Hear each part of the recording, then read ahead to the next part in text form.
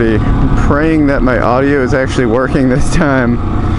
Kind of annoyed. I recorded a whole video twice. Well, kind of twice. Where I was picking up the laptop on this bike. And the mic apparently didn't work either time. The first time I forgot to connect it because I'm a dummy. But I'm pretty sure I connected it the second time. And yet it still didn't record audio through the mic. So it was just, you couldn't really hear me and it was just awful. So yeah, let's hope this works. Also, I'm squinting a little bit right now, as you can probably tell. I have my riding boots and gloves and helmet, obviously. And I have my jacket and my saddlebag, which once I get to the off-road, I'll probably put on. But it is hot as hell right now. And I don't plan on going on any roads above like 45, which, I mean, that still would hurt like hell, honestly, to crash without any gear, without a jacket. So, I mean, this is not a great idea, but I just wanted to kind of feel the wind before I start off-roading and overheating. Man, I really have to adjust these brakes too. The rear brake on this thing is like really high. So I have to really like raise my foot to hit it.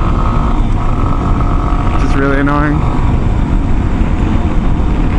Not a big deal. It's more of a big issue when I have a passenger.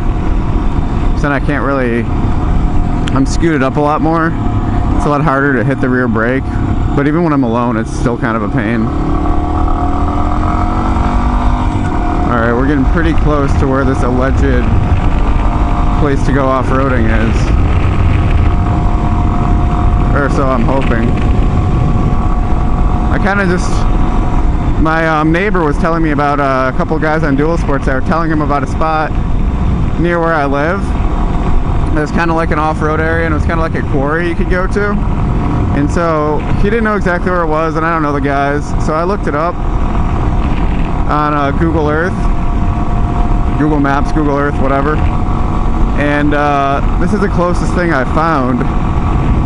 It's in the area they were describing, or he told me they described. And it looked a lot like a quarry. So logic dictates that there's a pretty decent chance this is it. But I really have no idea. We shall find out. Oh, yep, it is posted. Well, not going there. That's unfortunate. Well, guess I'm just cruising. Well, sucks that was a bust. But, I don't have anything going on today. I think I'm just going to cruise around and explore a bit.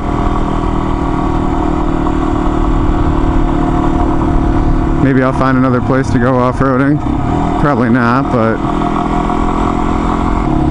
this here is a state park, so definitely don't think it's legal to go off-roading here.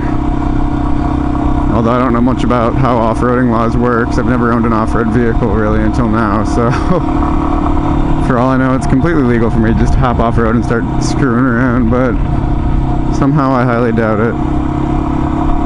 Alright. Have something that looks potentially promising or potentially useless.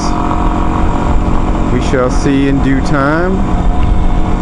By that I mean like 30 seconds.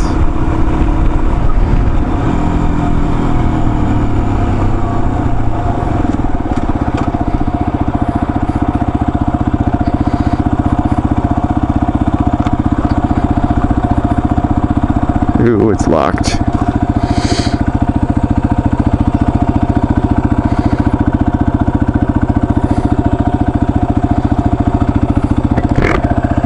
Damn it. I mean, it wouldn't be too hard to get under that, I don't think. But the question is, should I? It'd be pretty easy just to wheel the bike under there. Guess I'll just keep exploring.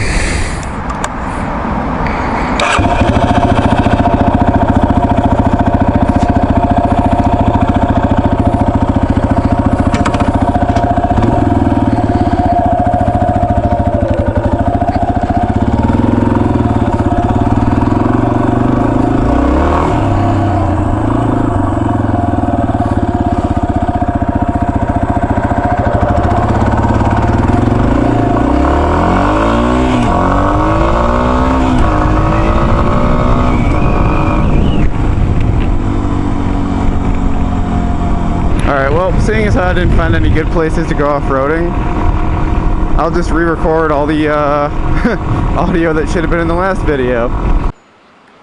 So, here's where the fun begins. Got a new laptop. Got a mount on here. Let's see how this is gonna work.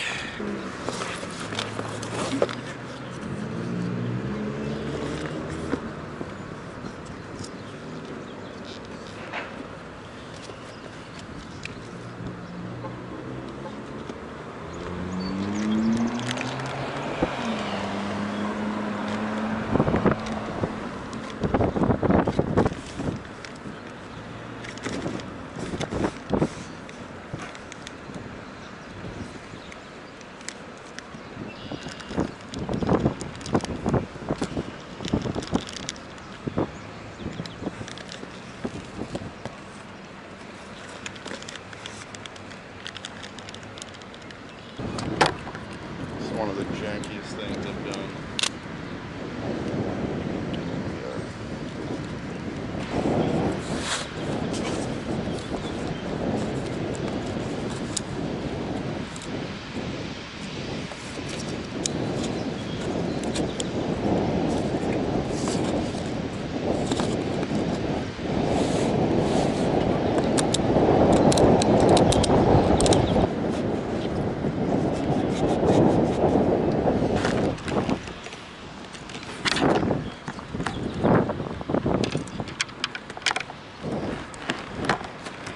Nailed it. It's totally good, guys. Nothing to worry about here. I can tell you, I'm going to be riding with my hand behind me this whole time, because this is some sketchy AF shit right here. Oh, this is such a terrible idea.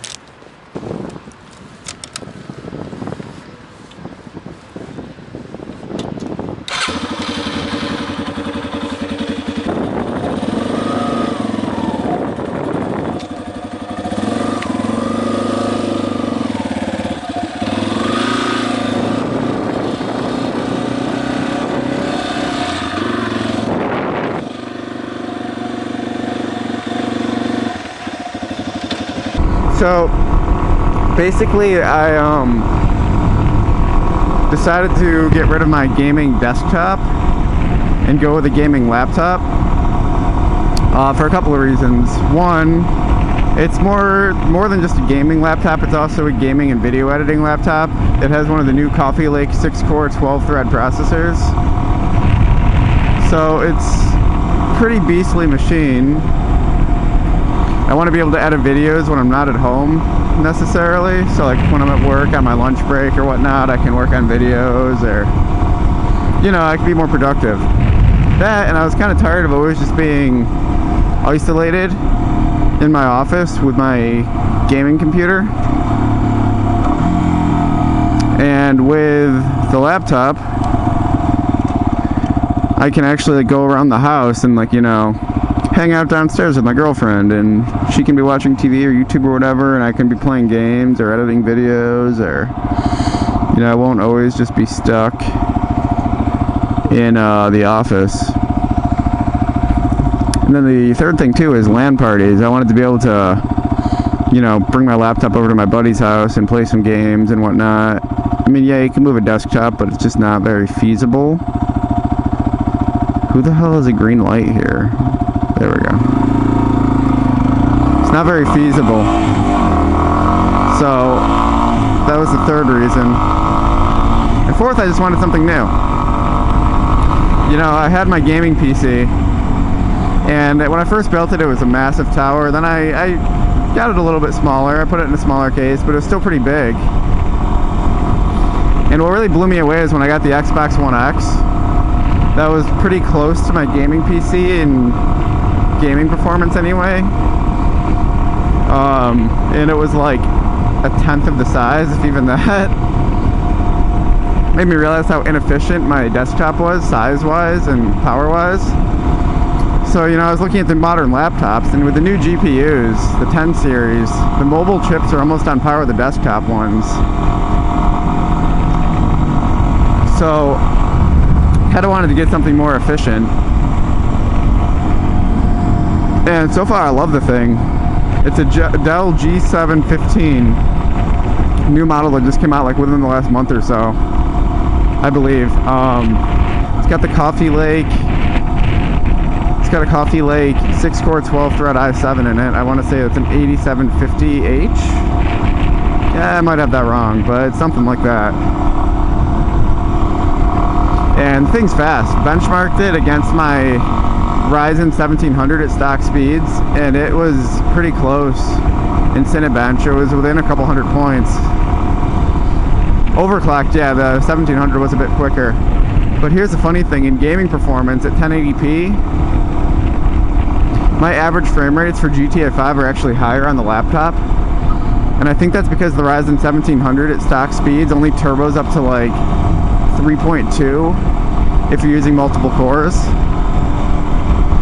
Whereas this Coffee Lake CPU, even the mobile version, will turbo itself up to like, I see usually 3.8, 3.9 playing GTA. And if you're only using 1 or 2 cores, it'll actually go over 4, like 4.1 or 4.2 or something crazy. So its turbo boost is a lot higher than that of the Ryzen. And thus its single core, single threaded IPC is a lot higher. Well, that's not really IPC, but the IPC of a Coffee Lake is better than a Ryzen slightly. And then its clock speed is higher too. So in GTA, I noticed on my Ryzen, 1 or 2 cores would be pretty much pegged, and most of the cores would have a little load, but not much. So I was definitely limited by clock speed on GTA, and I actually averaged like 10 frames a second higher on my laptop than I did on my desktop, which is pretty nuts.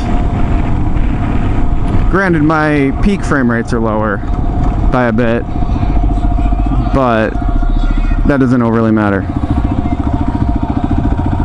I'd rather it average a higher frame rate than, you know, just randomly peak really high and then drop. Don't know why I'm out here. I'm definitely not going to find any places to off-road out here. Matter of fact, I might just say screw it and turn around.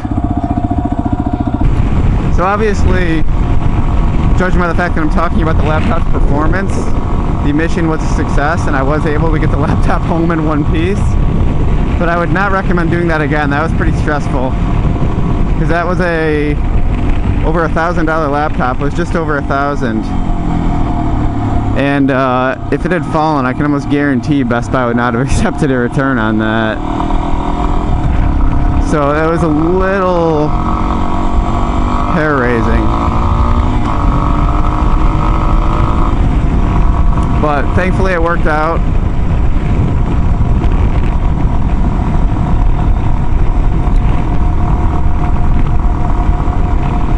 And yeah, that's basically that. See if we see anything else good going on around here.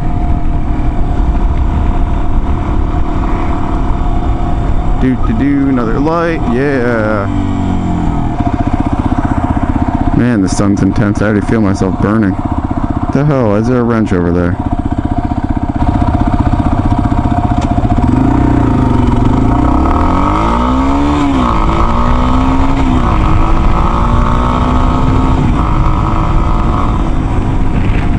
It's funny how much more you can just enjoy cruising around, even in traffic on a bike. Well, depends on the bike, I guess. This bike isn't so bad in traffic.